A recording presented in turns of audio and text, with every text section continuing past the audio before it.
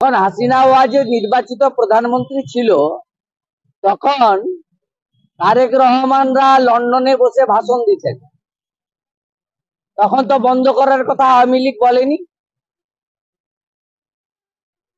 এই মৌলবাদী শক্তিরা পাকিস্তানের দোসর।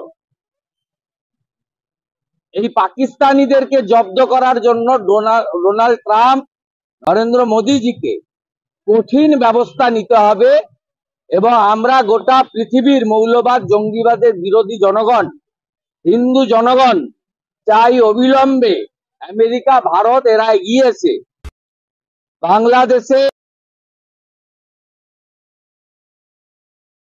মুজিবুর রহমানের বাড়িকে নৃশংসভাবে ধ্বংসস্তূপে পরিণত করেছে।